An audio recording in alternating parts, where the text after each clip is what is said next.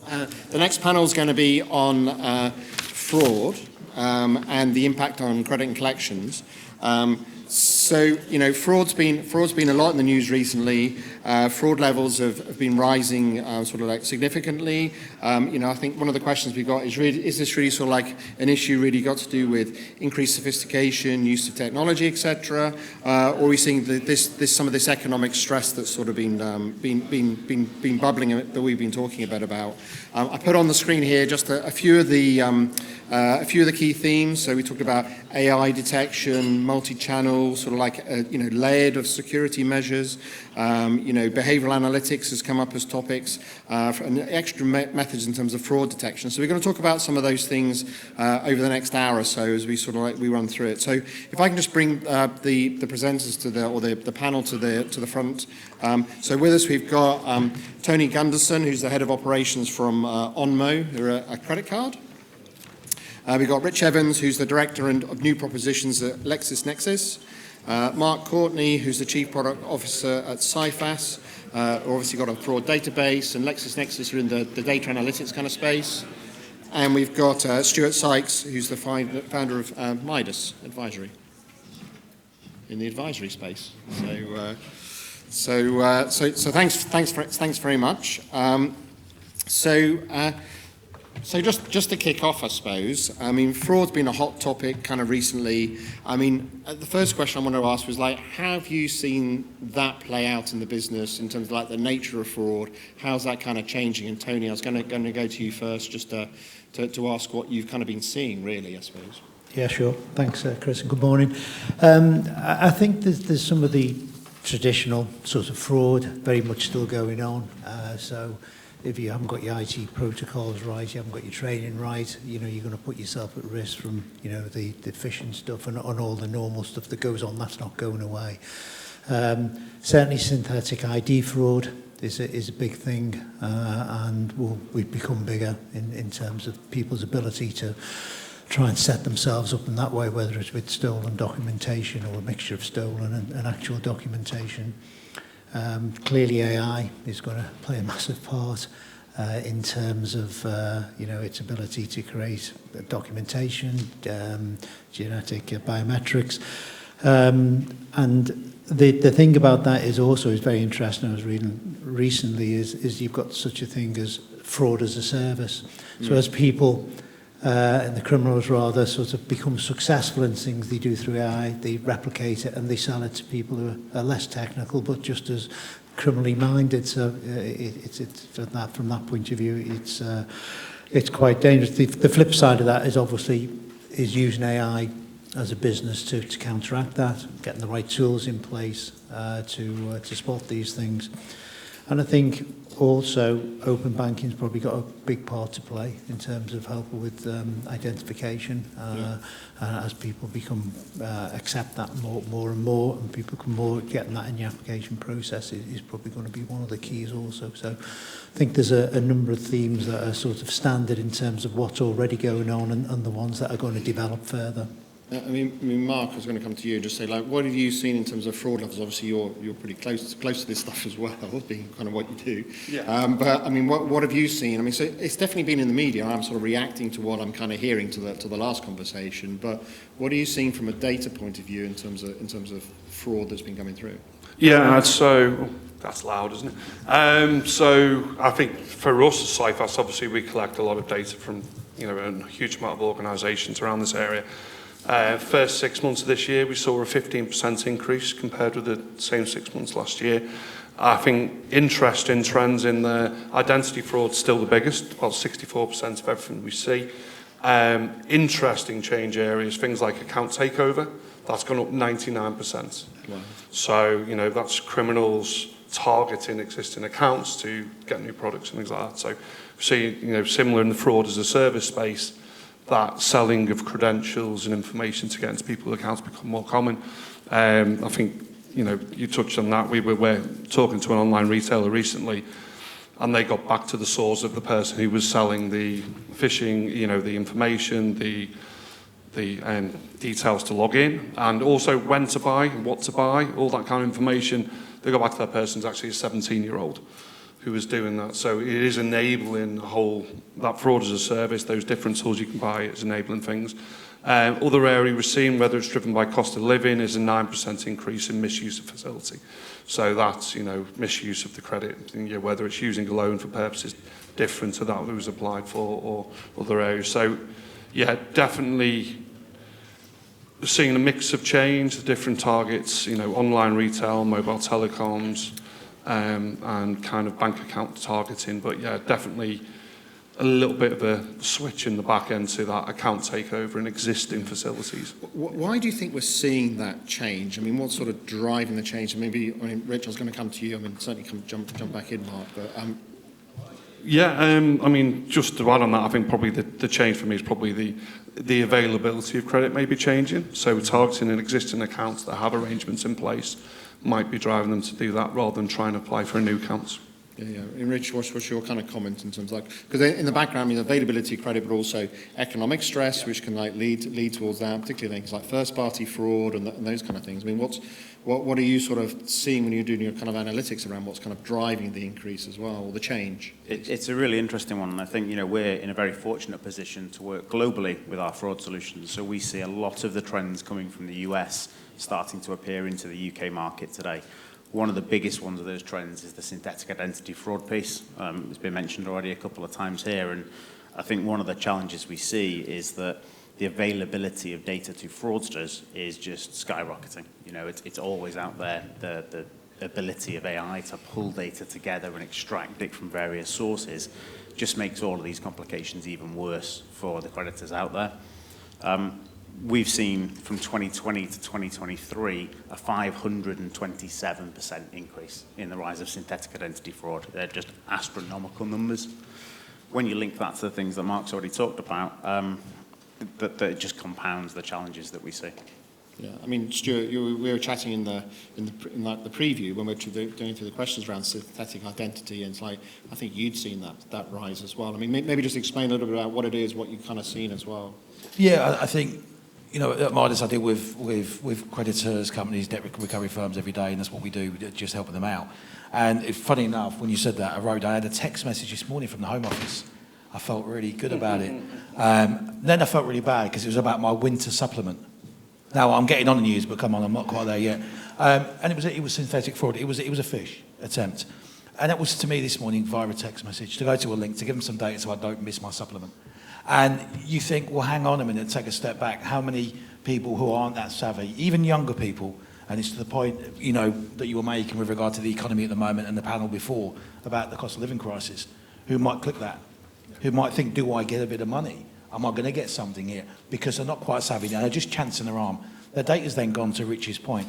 All of a sudden, we've got over a 500% synthetic fraud issue. What we see, and what I've seen across a number of my clients, is back to, and some of you in the room will know, the old care home fraud of the late 90s, early 2000s, when the technology and the digital started to really come through. And I've seen that across many customers as well at the moment. I know there's really big care homes in the Bournemouth areas, etc., where that data is very easy to farm, it's very easy to fish, it's very easy to get.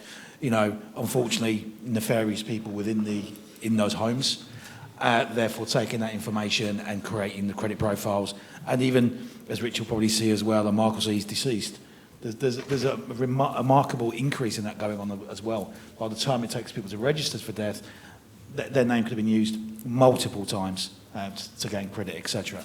So it's that synthetic piece there that is really comes to the fore. And when we say synthetic, I know a lot of people think, well, what does that mean?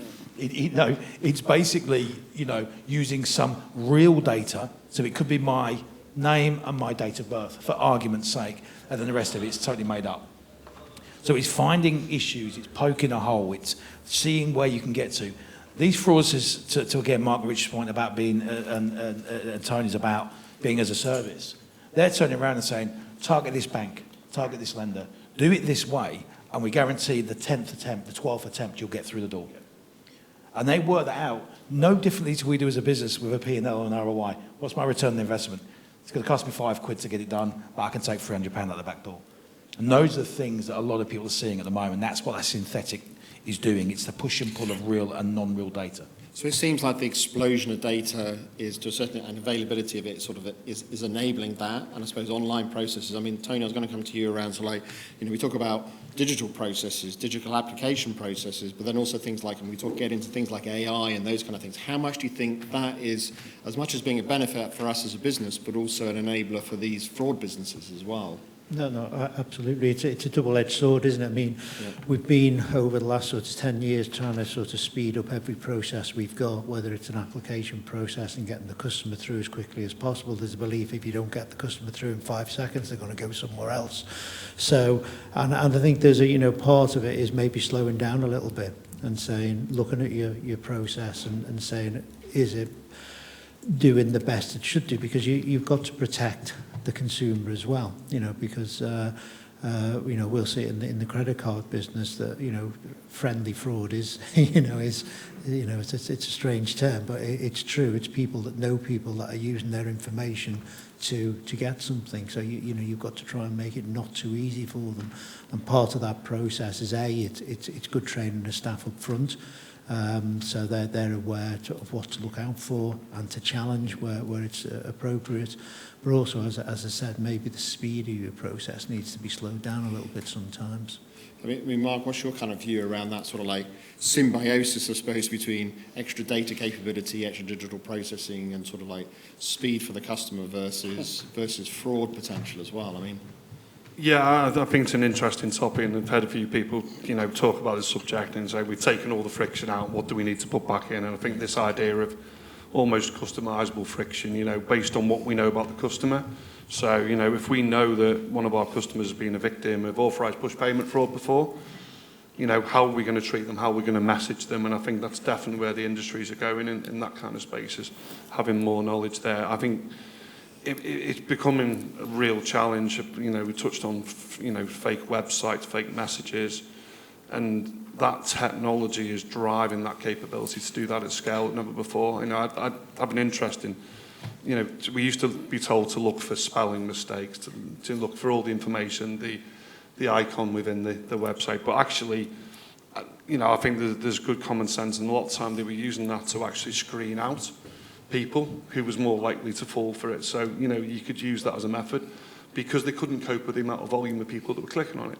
Now, with AI and agentic AI coming along the road, actually it doesn't matter. So they can take volume, they can deal with it, and so I think it's going to be a real challenge for us to tell the difference. So I think friction for me, I think absolutely really important. We've seen this in the payment space now. So, the ability for organisations to put a delay of 72 hours on payments because we couldn't stop it quick enough in the faster payments environment. So I think we're going to see more of that friction coming into consumers. So I mean, friction is quite a good topic actually, which is like, so we talked about that a lot even a couple of years ago. We talked about frictionless journeys or putting friction back in. It feels like we've talked a lot about implementing frictionless journeys, but do we talk enough around putting friction back, and particularly discretionary friction back? I mean, that 72 hours was kind of it was quite unique in some ways, and there was a lot of moaning about it actually on the phone, right?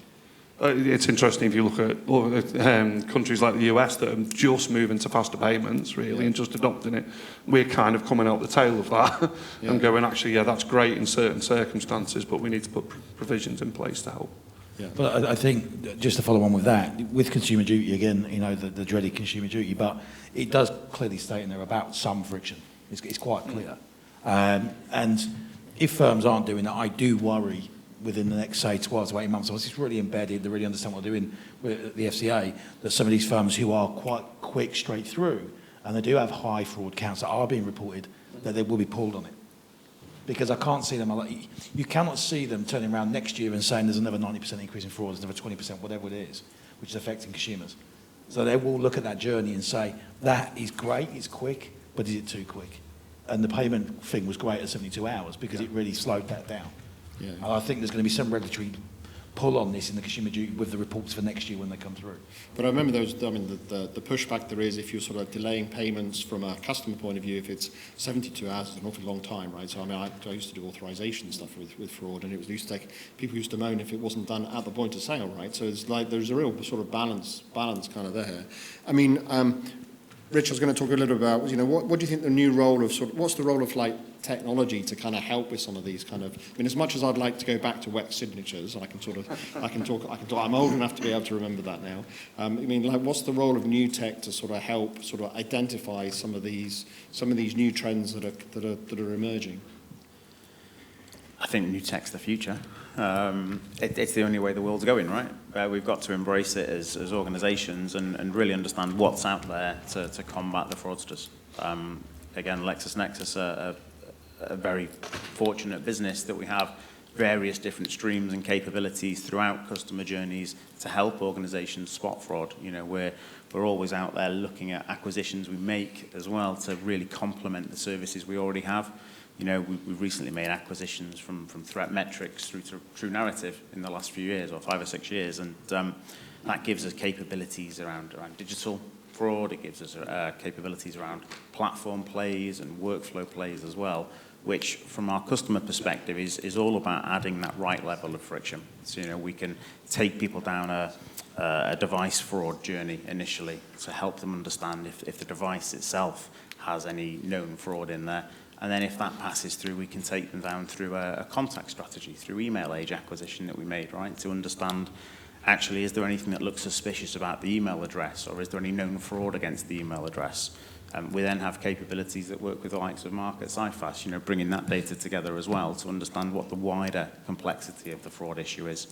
And then through into our ID solutions and into our analytics capabilities with FraudPoint, which we've talked about as well. Really understanding, is there synthetic identities out there that are getting through your systems today? And we've conducted a whole load of research with our teams in the US as well, who are very heavily using these capabilities for synthetic identity fraud. And we've seen out there that actually 85% of synthetic identities that are found to commit fraud actually get straight through those existing processes. And the reason typically is that organizations just don't know how to find these synthetics. They don't know where to look, and they don't know what data they should be looking at and considering to actually try and identify these individuals or entities that are coming through. So all those types of things together, to bring it back to the collections piece as well, one of the things we've seen is that around 15% of all collections actually highly likely to be synthetic identities. Mm-hmm. So if you think from an organizational perspective, if you're in charge of a collections function, what does 15% of wasted revenue potentially mean to your organization? Where else could you deploy that after good collections rather than after the bad that potentially are frauds anyway? Stuart, we were chatting before around like first-party fraud versus third-party fraud, and this some of this stuff can sit in your collections book as first-party fraud, and you're having a comment there around like the cost that there is to sort of collect on that as well. That's added cost. How do you sort of see that? How much do you think is sitting in that first party that we just don't know about? Yeah, I think for me this is a real area that certainly the people in the room and whichever collections area you're in, would be utility scale ones, whatever, it doesn't really matter, is there is a huge, and to Rich's point, I've seen books of between 15 to 23, 24% of confirmed fraud. Mark will look at me, I knew he would, not really confirmed fraud, nearly confirmed fraud, that is sitting in that book. The problem when you have that is if you work out how much, even if you're doing 100,000 messages in that week, let's just argue 20% of that is wasted effort. So the SMSs you're sending that week might be 2 or 3 on reminders. That's cost, it's gone, it's finished. You're never going to get that back because you're never going to collect.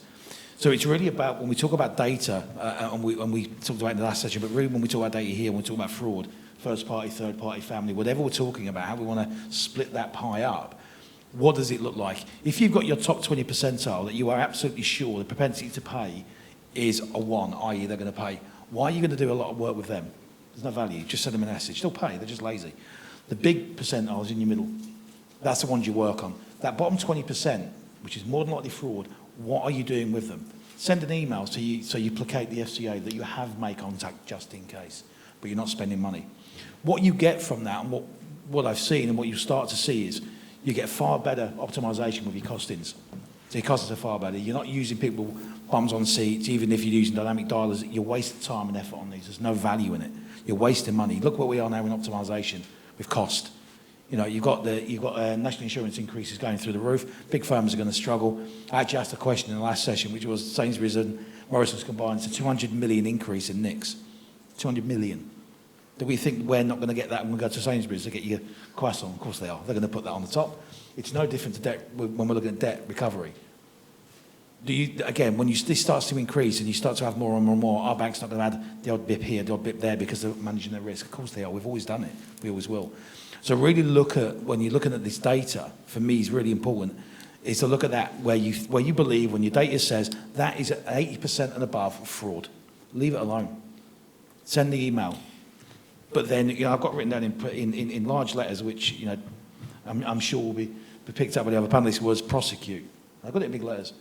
There was a story last week of a couple of firms that actually took some to prosecution. I think it was from Cifas that might have been involved to prove the point. What a fantastic thing to do. And it sounds a no-brainer for all of us. Why wouldn't you? If you know it's fraud, why don't you found them and prosecute them? But who does? It's massively rare. But if you do that once or twice, the industry knows. The fraud as a service start to know, and then they start to think, there's a consequence.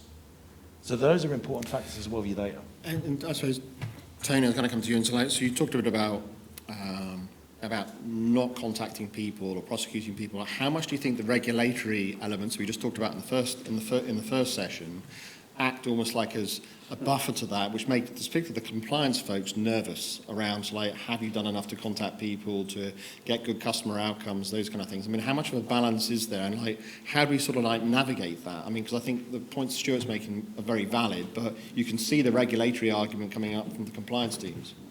Yeah, I think so. I mean, and the work starts obviously leading into anybody not paying, don't you? Your reminders and your all the information that goes out already, right at the very start of the sign up for a DD, all the information that goes with that. And I think, again, it's just understanding your data sometimes, isn't it? And using that data going forward to demonstrate why your strategy is the strategy you've got, why you send certain communications at a certain time, why is it sort of targeted more at this group than that group.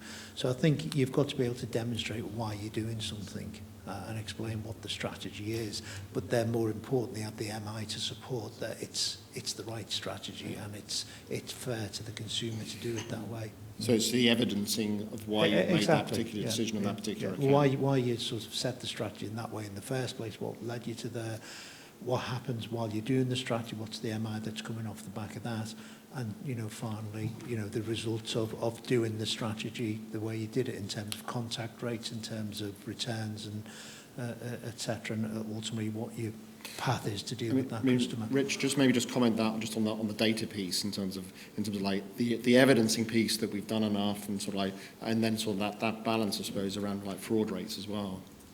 Yeah, absolutely. Data is key to all of these decisions ultimately, right? And one of the things that I'm seeing a lot with the organisations I'm speaking to is particularly where there's multiple products that they offer, is a real challenge around building out a single customer view.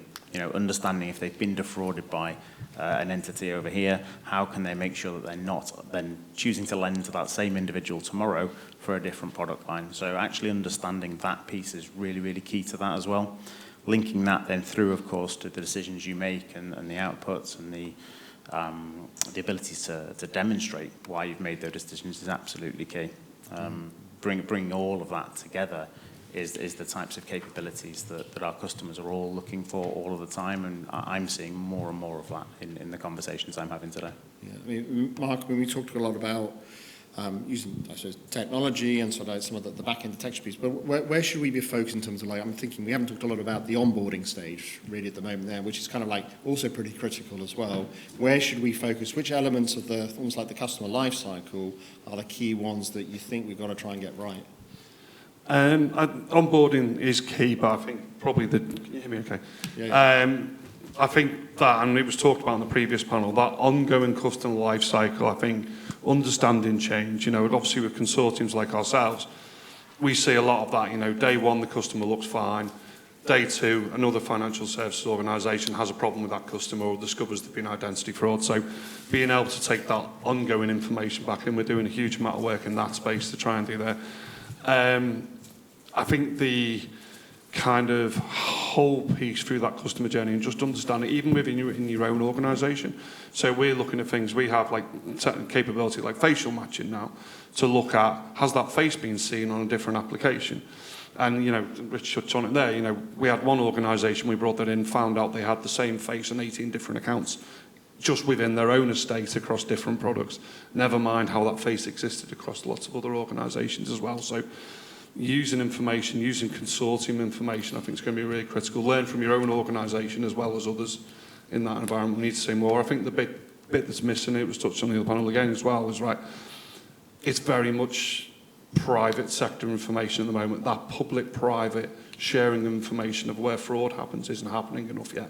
And if we can get that in place, that's going to make a big difference as well, right across the journey. Yeah, I mean, there is some like new tech that's kind of out there, and so Rich, we were just chatting right before. I mean, you've got things like unique device IDs and sort of like using that, but then also we're talking about when you match your driving license versus your actual picture of your face for authentication, those kind of things. But then you were saying, well, even that with deepfakes is now getting circumvented as well. So like people are always constantly ahead on things. Yeah, the fraudsters are always ahead of the game, right? No matter what we implement to try and stop them, they're always on to the next thing before us because they see it coming just as quick as we do.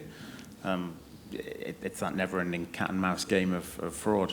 One of the things I would say, though, that I'm seeing a lot as well, Mark, you just talk about that kind of ongoing monitoring of the portfolios, right? One of the things that we see a lot actually is ongoing monitoring of the credit and fraud risk of a portfolio at the same time, because one of the things that I see from a lot of my clients is as that credit risk increases, obviously the fraud risk increases as well, right? That's somebody becoming under financial pressure.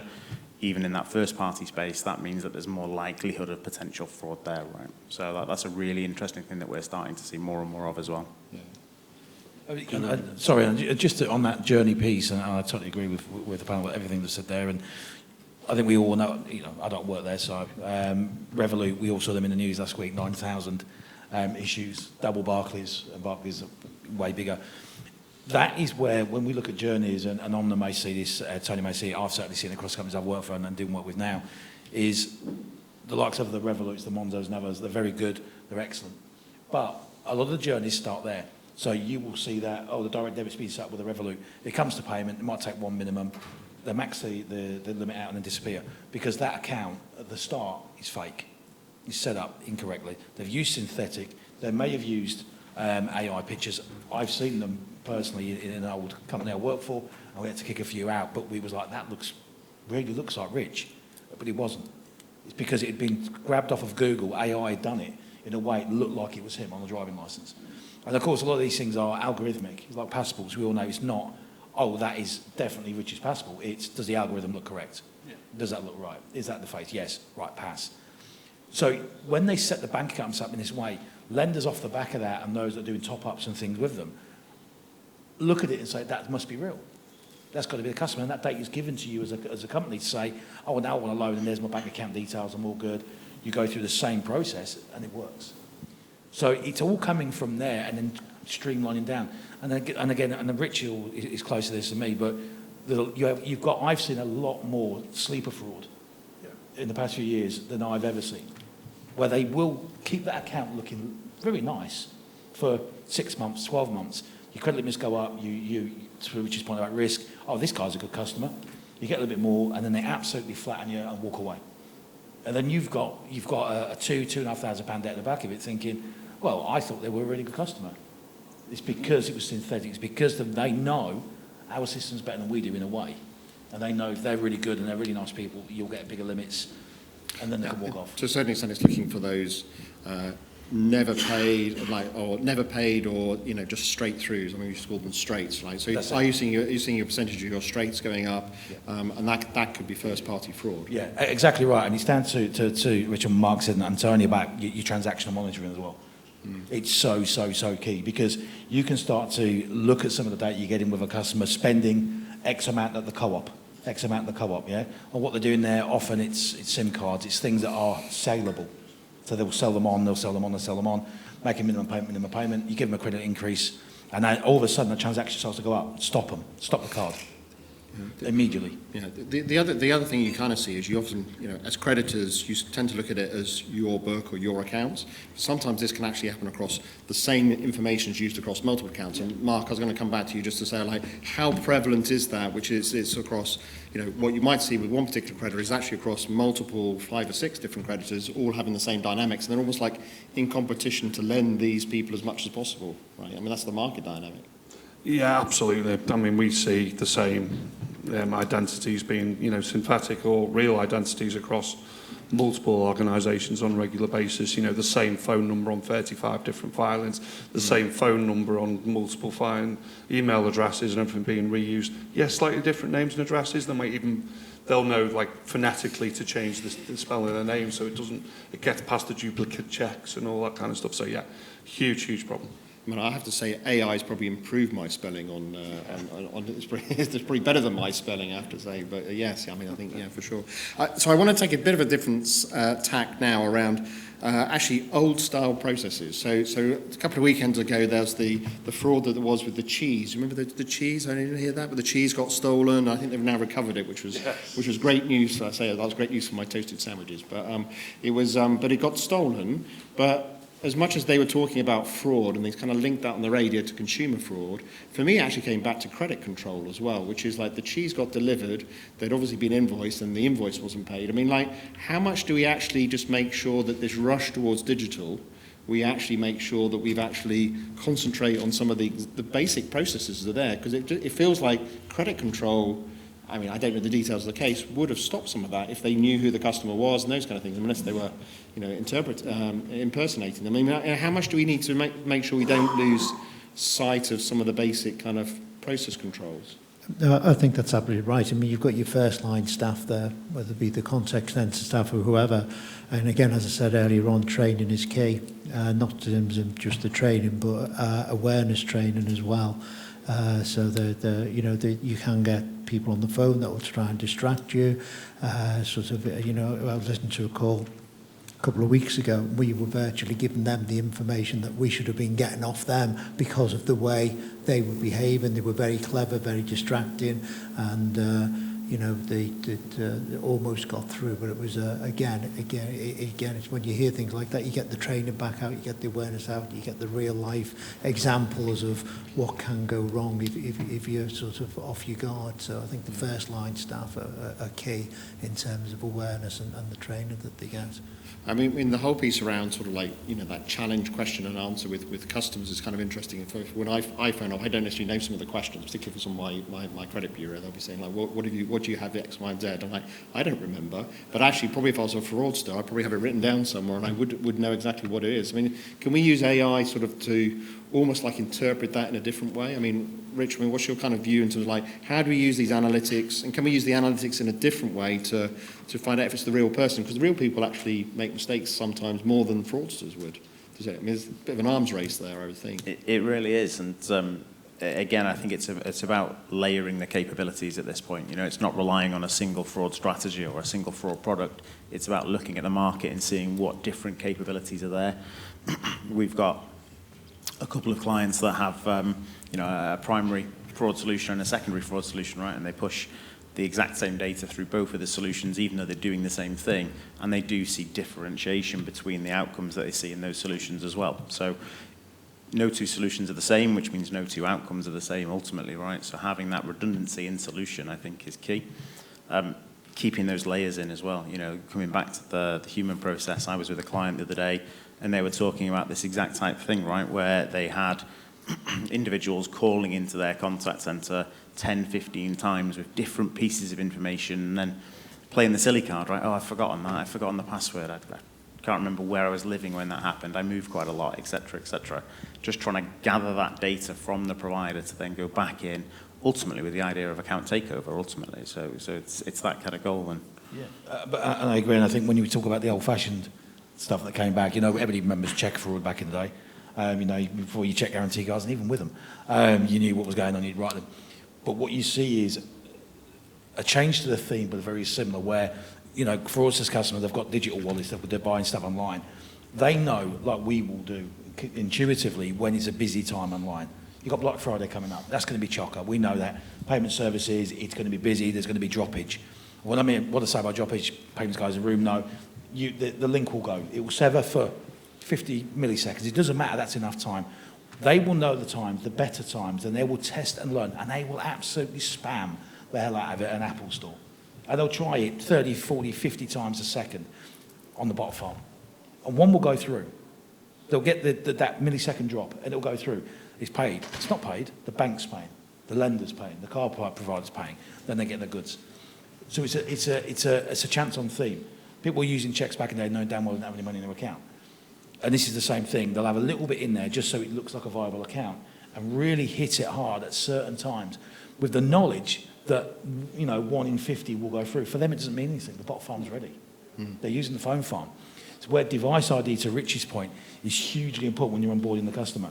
Has that been seen? Where has it been seen? What has it been seen doing? How has it been seen doing it? And if you see it, then reporting it through. And if Cifas have that information when you do your check, you can then go, no, Tony, we're not going to have Tony's because his device has been seen 15 times and not made with different names, not making a payment. So you've got it at the front end. It's just a variation of the old check fraud now in a digital world. Yeah, and it really follows through to the point, Mark, I think you mentioned earlier about kind of email tumbling and PII tumbling, right, where people are using R. Evans, Rich Evans, RJC Evans. They're using Rich Evans 1 at Gmail, Rich Evans 2 at Gmail, Rich Evans 3 at Gmail, right? And they're just doing this through and through with the same device, though. So actually, when you start to see that device coming in multiple times to your organization with slightly different information that actually links back to the original identity, that gives you a real view on what's going on there as well. So it's really powerful. Do we look at things like the indirect kind of indicators? And I'm thinking about, when you do the sliders for like the catcher things, which is like, it's not actually whether you press the button so you're not the robot, actually it's the way you move the mouse to press the button to do the robot. So it's like the thing you might not think about is actually what the test is. So you might think that the actual test is whether you get the questions right, but actually the test is how you then go about getting the questions, how long you then, you pause to answer the questions, and is that done in a natural way, is that done in a fraudster kind of way? I mean, are we at that kind of level of sophistication? The behavioural stuff is key. It's far more in use than we've ever had it in the past, and the tools that you've got now to be able to work out those type of things are critical and not to be ignored, because you're quite right. That's one area you can almost control, but a lot of the other areas you can't control in the same way. Just to come back on that one, and I think that's one of the concerns around the industry at the moment is around AI. We're all focused on generative AI at the moment. The next thing is agentic AI, which is the ability, as a consumer to have an agent will go and book a ticket for me and do that. Fraudsters will have that same capability and probably get to it quicker because they're playing with it all the time. So, and the ability for AI to look more like a human in its behaviour, the speed of typing, how it moves the mouse. Already you can see, there's tools out there today you can use to code and they move the mouse for you and all that very, very simply. It looks like a human, so it's something we'll have to all be looking at much more closely, I think, isn't it? Those kind of tools are going to need to change quite a lot. And there's a number of those digital tools, Mark, that you're saying there that again, have come more prevalent. I think most of us may or may not know, but with WhatsApp, people are using them more for WhatsApp for collections for business. Yeah. Fraudsters are now knowing this. So what they're doing, they're trying to get your address book. Because again, I don't know if you guys know or don't know, but if you've got somebody in your WhatsApp address book, they can take control of your phone. Now, it's a very simple accept. So you may, and we've seen more fraud on, and certainly they're piggybacking off the debt recovery, is reaching out, like the text I had from the Home Office this morning, but it's for a WhatsApp, you accept it, they have the conversation, it seems very good, AI is having a chat with you, and yes, we can do your budget for you, let us have a look at where you are now, yes, okay, bang, they've got your phone, your bank details, everything, they can pull all of that from your phone. Again, from a synthetic point of view, by the time you put that down, probably worked out 10 minutes later, that might have been dodgy. They've opened 4 accounts in your name, literally that fast. So the capture does slow them down, but to Mark's point, the tech is there and Rich's that it knows how quickly to do that. It will count seconds before it just go click. Now it slows itself down. So again, one will feed to another. These are not standalone, they will feed through. Yeah.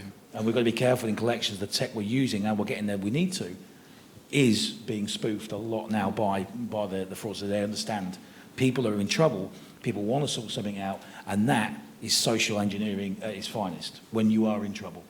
And that's when you lower your guard and you'll do something you probably wouldn't have done. And also, I think just the other point there is information can be stored in the background for 6 months before something then actually comes through as well. So you're not even aware that you've had a compromise and that kind of point, right? So yeah, I was going to say, I think in terms of the storing of the data, one of the things that we see with synthetics more than anything else is this curation of the profile.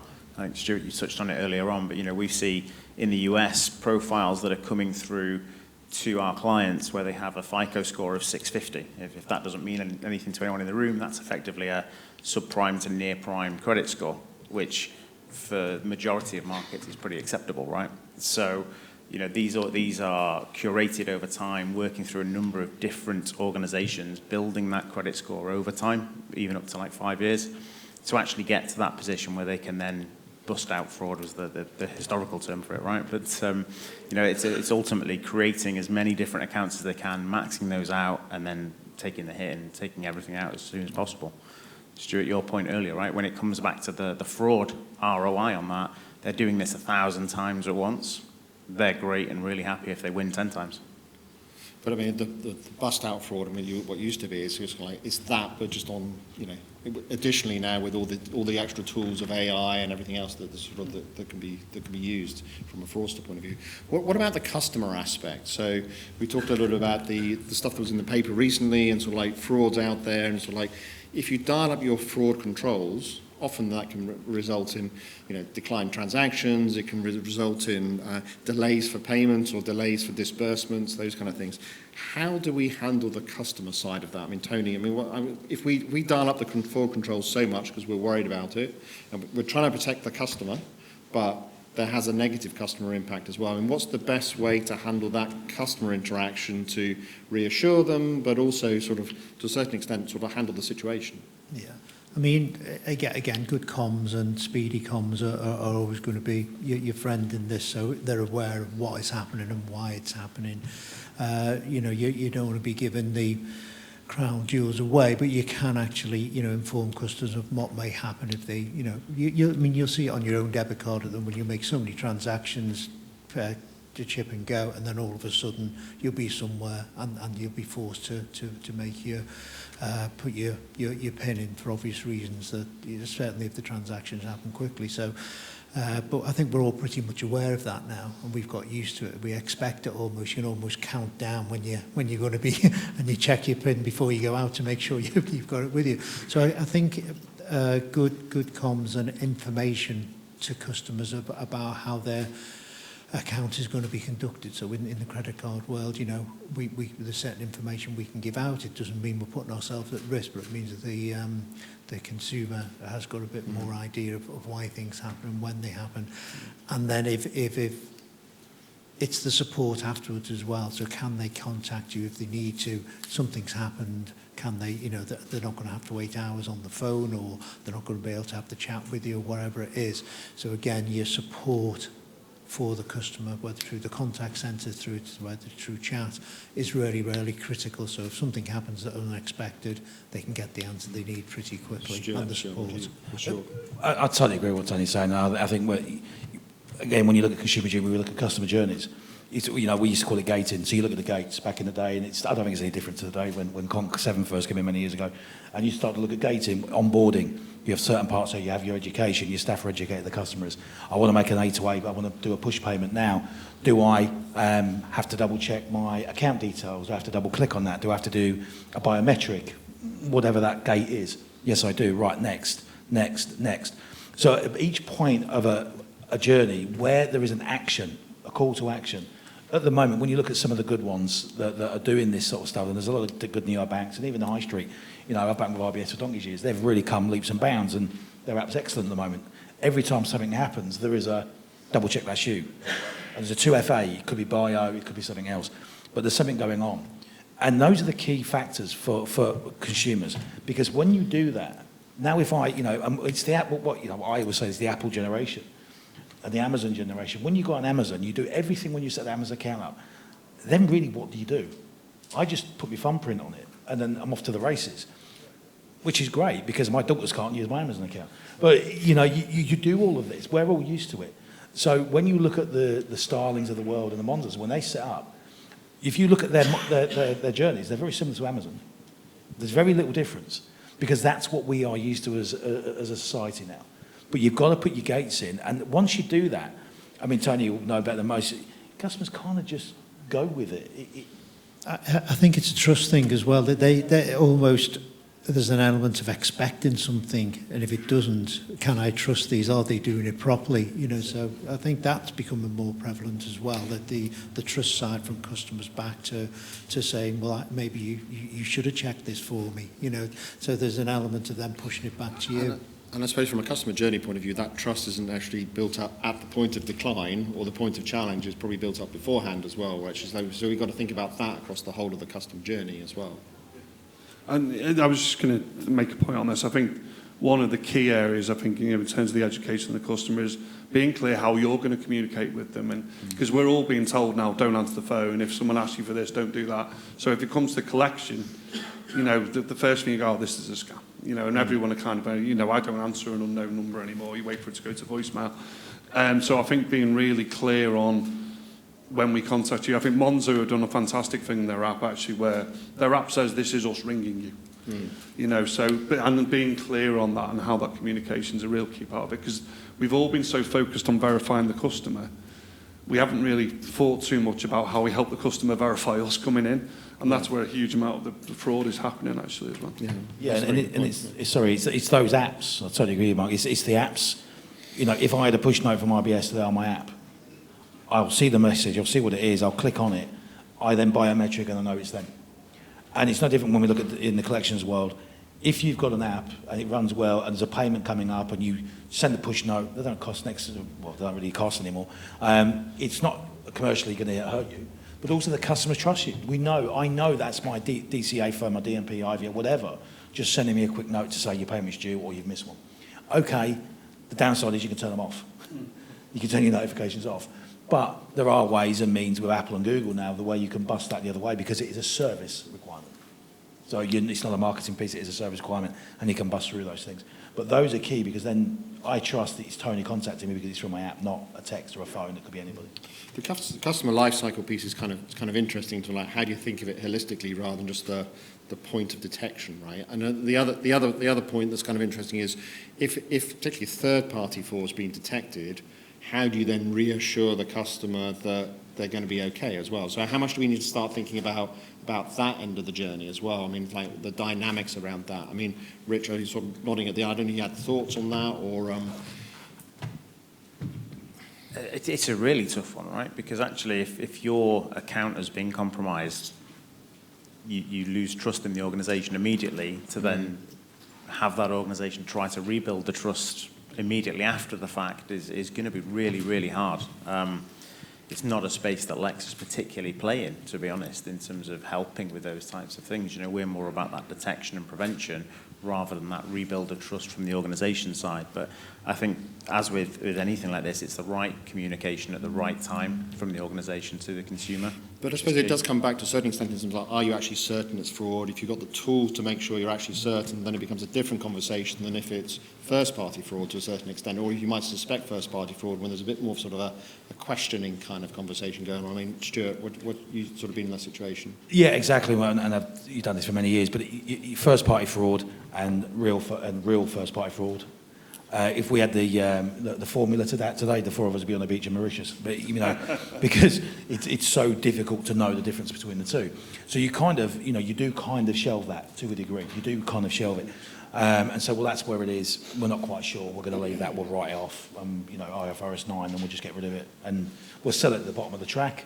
And then whatever we get is pure profit. Very simplistic, but that's the way it is. But when you look at the trust element that you're saying there, and I've dealt with this for many years, and there's a few people in the audience I used to work with who used to this, it's a speed of getting the money back. It honestly is the most important thing.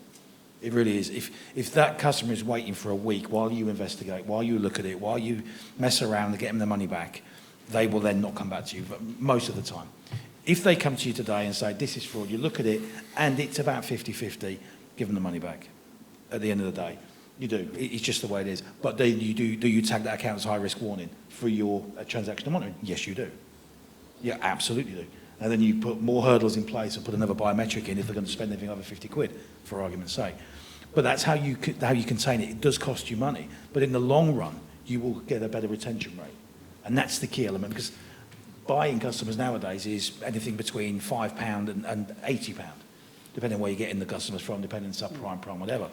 You're just going to throw that away.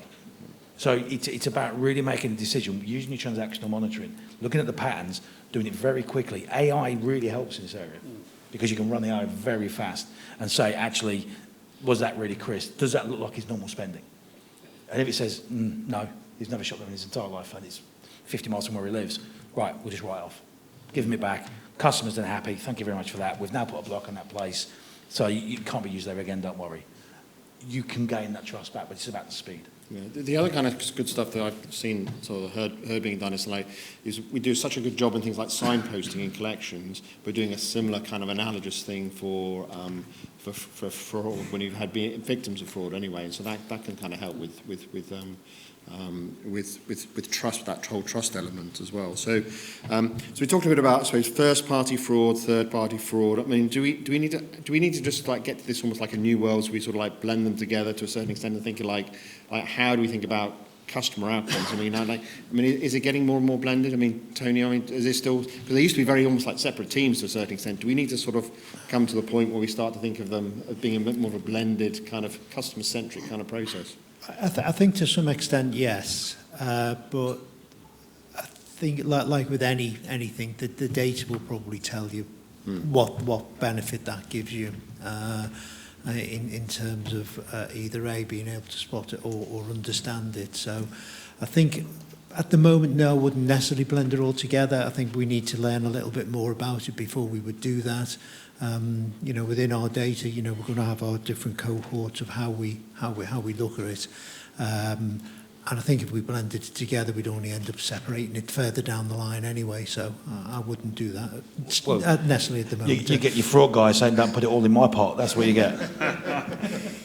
So again, we're almost at time. We've got 5 minutes left, but I just want to go across the panel in terms of like, where do you think we go from here? And maybe you first, Stuart and Tony, talk a bit about some of the operational elements. But then I'm quite interested in like what happens from a technology point of view with Mark and Rich as well. So, I mean, what do you think the future holds for us? We've got this sort of like changing environment that's happening. Technology seems to be catching up with us. We've got data on us, which is a good and a bad thing. But what's going to happen over the next couple of years? I mean, what's your view, kind of, Stuart?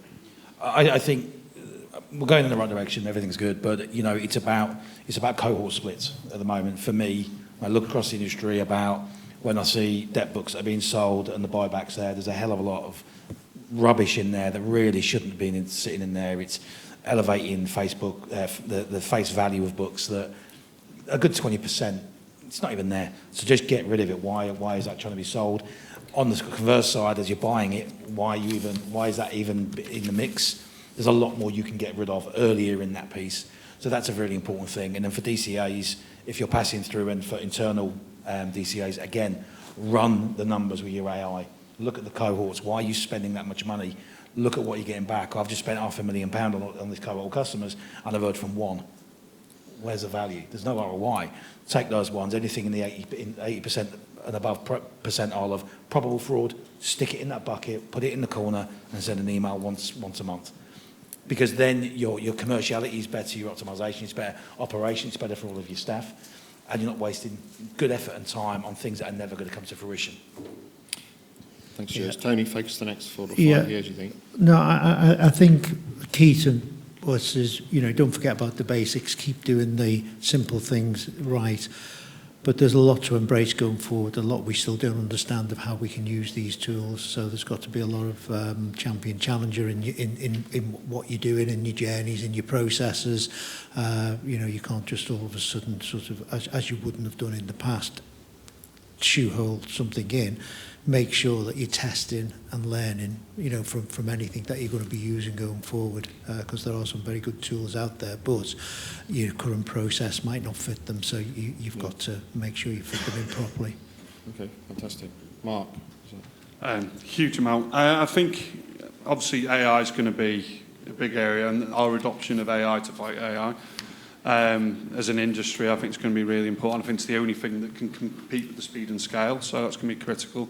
That real-time or near real-time view of your customer, I think, is going to be whether they've been a victim of impersonation elsewhere, where, you know, we see an awful lot today, even just in terms of, hang on, one bank thinks they've been a victim, and then the other bank thinks they've been a first-party fraudster. Actually, we've passed that information backwards and forwards now in real time, so I think we'll see more of that, that real-time picture. I think where we need to go with things like behavioural consortiums and things like that will be the future. And then probably lastly, the big thing we're working on at the moment is how do we loop the consumer in? So, you know, in terms of an identity protection capability, to go, was it me that opened that loan, and trying to bring the consumer in the front end? Because it's the missing piece at the moment. It's all post-events. You go look at the credit file. Well, we hope people go and check the credit file, and they're not always consistent either. So actually what we need to do, loop the consumer right at the front of that journey. Yeah, okay, really interesting. Rich, what's your kind of view? Yeah, I think collaboration is key across internal business units, across organisations in specific sectors, across sectors, and across public and private sector as well. I think, you know, we heard that on the prior panel as well. Bringing those things together to understand and share more data is going to help combat fraud across the UK market, globally as well, right? We all transact globally now as well. So I think that's really key. One of the things that I see with a lot of the conversations that I have is that understanding with the synthetic identity piece as well. That is the future for the fraudster, I think. You know, we're talking about what's the future of fraud. I think that's the future for the fraudster. It really is, because it's a bit of an unknown in the UK still. It's very prevalent in the US. There's huge amounts lost to synthetic identity in the US. And, you know, KPMG recently did a study that £15,000 is the average loss of synthetic identity fraud. You know, that's a huge amount of money. So actually, when you're looking at scaling that across organisations, being able to combat that and spot those things as early as possible in the cycle is absolutely key. Very interesting. Well, it's a super interesting topic. I don't know if we're able to go back to just put the questions up real quick, and just if we got any questions from here. How do you manage customers differently if they volunteer more info than others? Do you see any more alignment between financial crime checks and vulnerability assessments? And what is trust best practice for self-service payment portals? I don't know if just before we finish, if anyone wants to pick up on one of those, or... They should be... No, they're not down the front. There's one at the bottom there, Chris, that I'll pick up on as well. So the one at the bottom, which you can't read, is, are companies focusing enough on their acquisition strategies to help reduce or mitigate risk on fraud, credit and collections? Yeah, I think this is a really interesting one, right? So I'm having some great conversations with some debt purchase organisations today about what they can do to understand the potential fraud risk in portfolios that they're looking to acquire. So there's things there that we can absolutely help them with about screening out those portfolios, really understanding if there's any first and third party potential risk in there, but also that synthetic piece. And that's really key. When we align that with some of our other capabilities we have around credit risk assessment from alternative data, that really aligns quite nicely to this. And we're able to see a very different view of the UK population based on the couple of different products we've got that sit in the analytics world, to really understand how credit risk and fraud risk align together. So that's some really interesting things that we're starting to see in that space. And the payment portal piece, one of the things to try and do, and it's very quick, if you're looking at that, is device ID and bio, and then obviously checking the other bank account is fine, but the check is very fast. So if you're on a self-service portal, I want to send £100 over to Mark. Is it my account? Is it my device? Have I seen this device before? Has he used it in the past? Is that SIM still the same SIM, or has it been changed? It's very fast. It takes milliseconds, and you're mitigating the risk for the customer.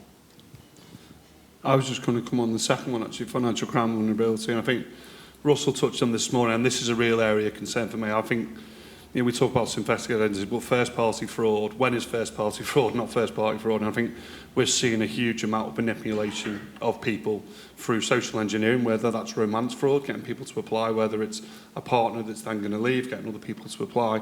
And also, you know, from a point of view of, you know, people being walked into branch to open bank accounts when they're pretending that that person can't speak English and all that. And, you know, the police are going back and finding, you know, rooms of 20 people in who have been, you know, trafficked in. So I think that absolutely has to happen. That alignment between vulnerability and financial crime, they cannot overlap. You know, there's an interesting challenge, I think, regulatory-wise, clash between consumer duty and financial crime requirements that it's going to need to be worked through as well.